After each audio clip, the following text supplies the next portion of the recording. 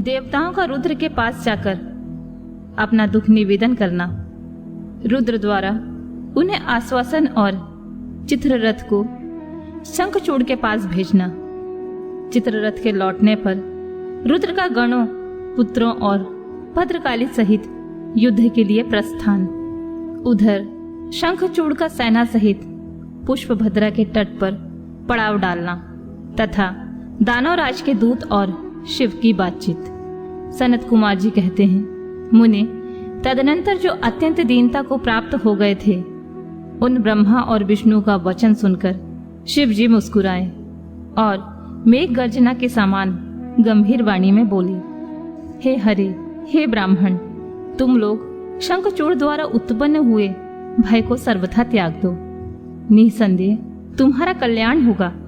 मैं शंखचूड़ का सारा वृतांत यथार्थ रूप से जानता हूँ। वह पूर्व जन्म में एक गोप था जो ऐश्वर्यशाली भगवान श्री कृष्ण का भक्त था। इसका नाम सुदामा था। वही सुदामा राधा जी के शाप से शंखचूड़ नामक दानव राज होकर उत्पन्न हुआ। यह परम धर्मज्ञ और देवताओं से द्रोह करने वाला है।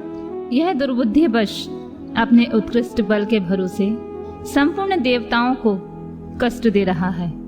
अब तुम लोग प्रेम पूर्वक मेरी बात सुनो और देवों को आनंदित करने के लिए शीघ्र ही कैलाशवासी रुद्र के समीप जाओ। वह रुद्र रूप मेरा ही उत्तम पूर्ण रूप है।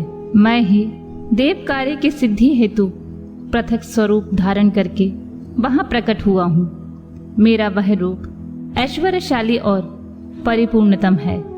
हरे, इसलिए मैं भक्तों के वशीभूत हो कैलाश पर्वत पर निवास करता हूँ। तदनंतर कैलाश पहुंचकर देवताओं ने भगवान महेश की स्तुति की और अंत में कहा, महेशान, आप तो कृपा के आकार हैं। दीनों का उद्धार करना तो आपका बाना ही है। प्रभु, दानवराज शंखचूड़ का वध करके इंद्र को उनके भय से मुक्त कीजिए और देवों को इस विपत्ति से उबारिए।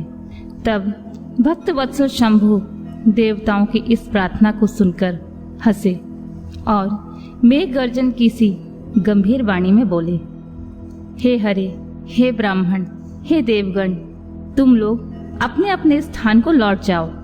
मैं निश्चय ही सैनिकों सहित शंखचूड़ का वध कर डालूंगा। इसमें तनिक भी संशय नहीं है।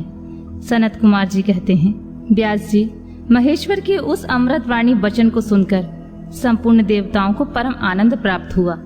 उस समय उन्होंने समझ लिया कि अब दानव चंद्रचूड़ मरा ही समझो।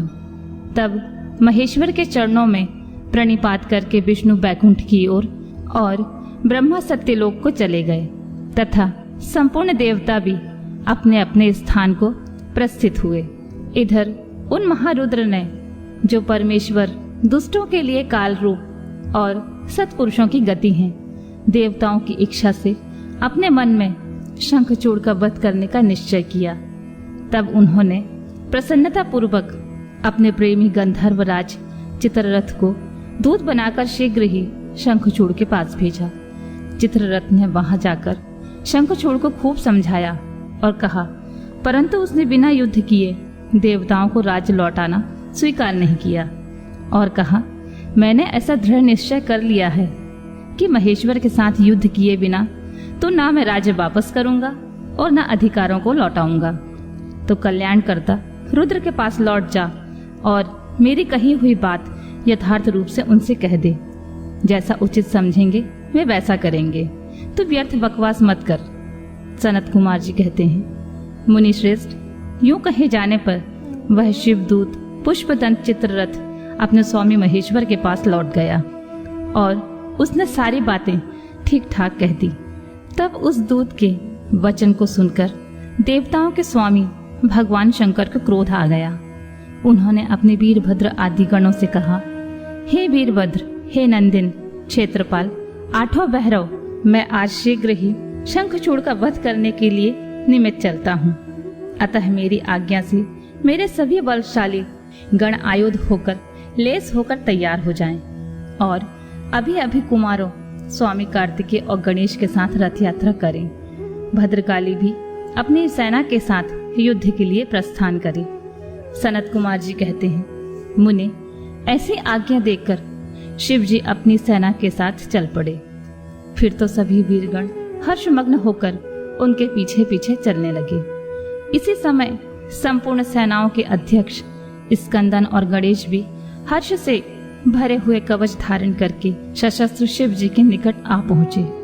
फिर वीरभद्र, नंदी, महाकाल, सुभद्रक, विशालाक्ष, बाण, पिंगलाक्ष, विकंपन, विरूप, विकृति, मणिभद्र, बाष्कल, कपिल, दीर्घदृष्ट, विकार, ताम्रलोचन, कालांकर, बलिभद्र, कालजिन, कुटीचर, बलोन्मत्त, रणचलाग्य, दुर्जय और दुर्गम आदि गणनायक जो प्रधान सेनापति थे शिव जी के साथ चले।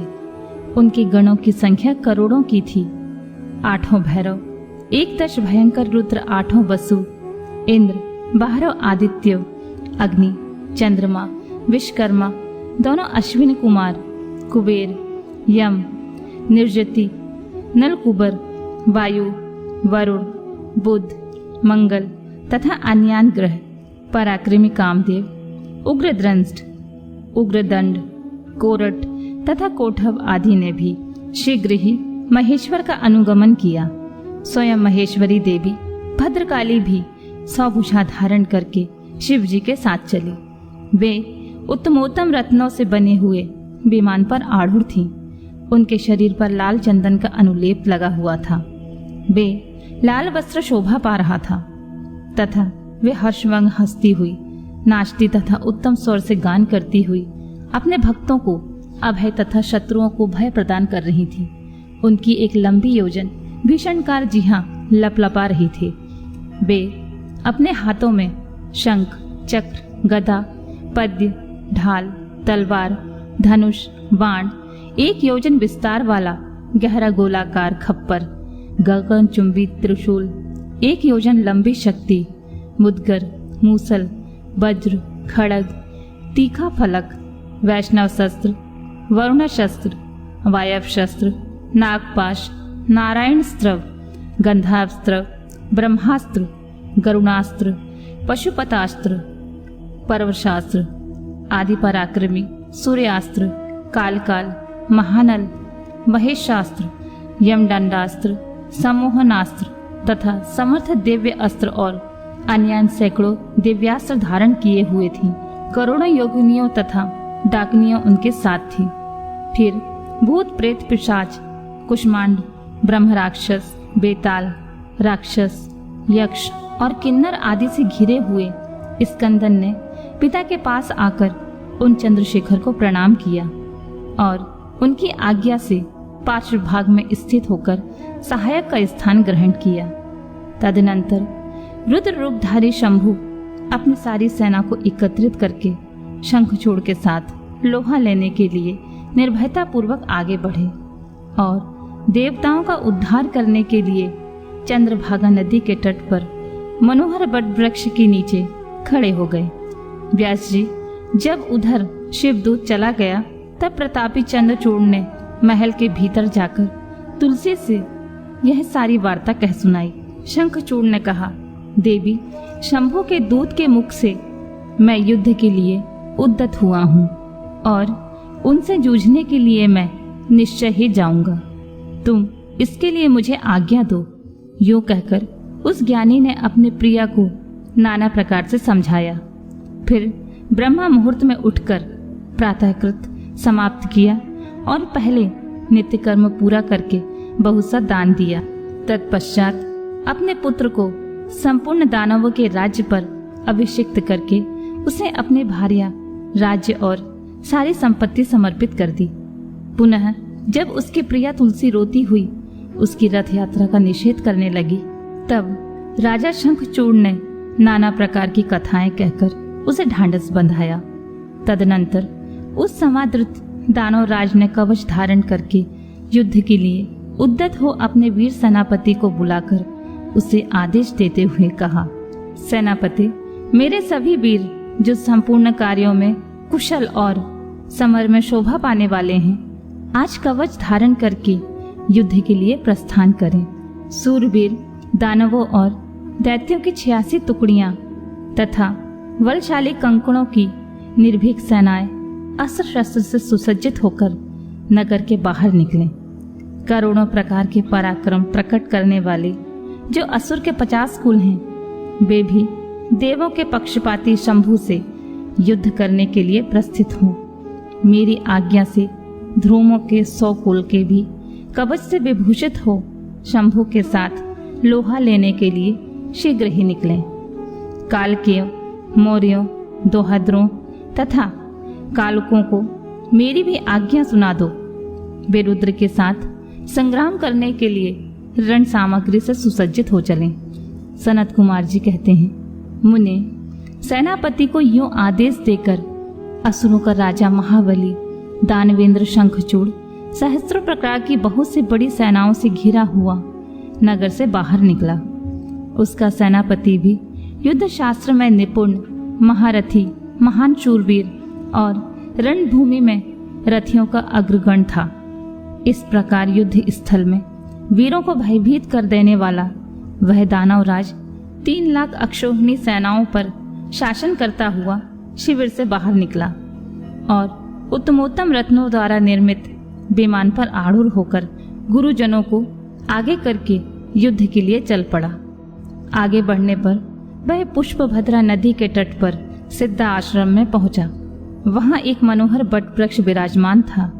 वह सिद्धि क्षेत्र सिद्धों को उत्तम सिद्धि प्रदान करने वाला था।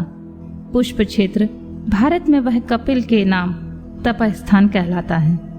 वह भूभाग पश्चिम समुद्र से पूर्व, मलय पर्वत से पश्चिम, श्रीशैल से उत्तर और गंधमादन से दक्षिण था।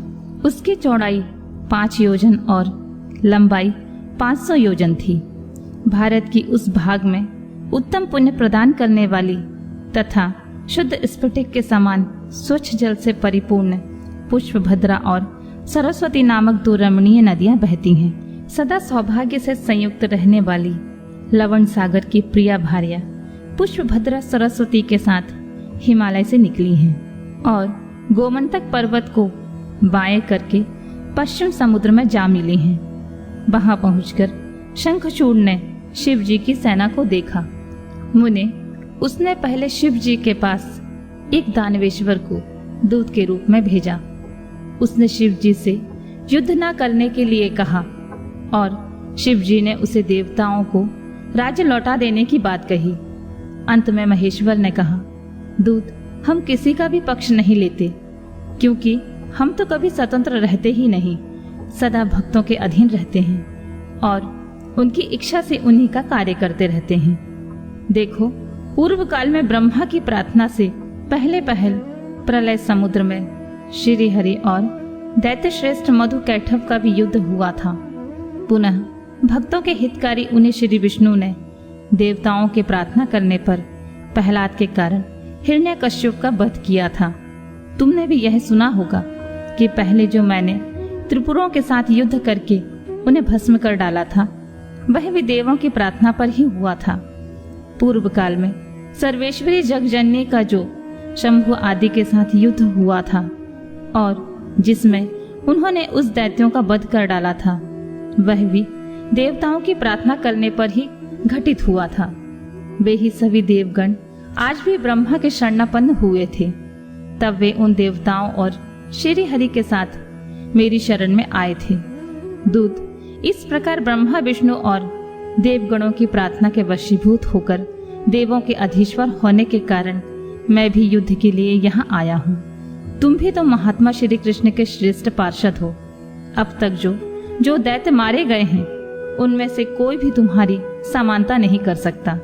इसलिए राजन, देव कार्य की सिद्धि के लिए तुम्हारे साथ युद्ध करने में मुझे कौन सी बड़ी लज्जा होगी, अर्थात कुछ नहीं, क्योंकि मैं ईश्वर हूँ और देवताओं ने मुझे विनय पूर्वक भेजा है। अतः तुम जाओ और शंखचूड़ से मेरी बात कह दो। जैसा वह उचित समझेगा वैसा करेगा। मुझे तो देवताओं का कार्य करना ही है। यूं कहकर कल्याणकर्ता महेश्वर चुप हो गए। तब शंखचूड़ का वह दूत उठा और उसके पास चल दिया।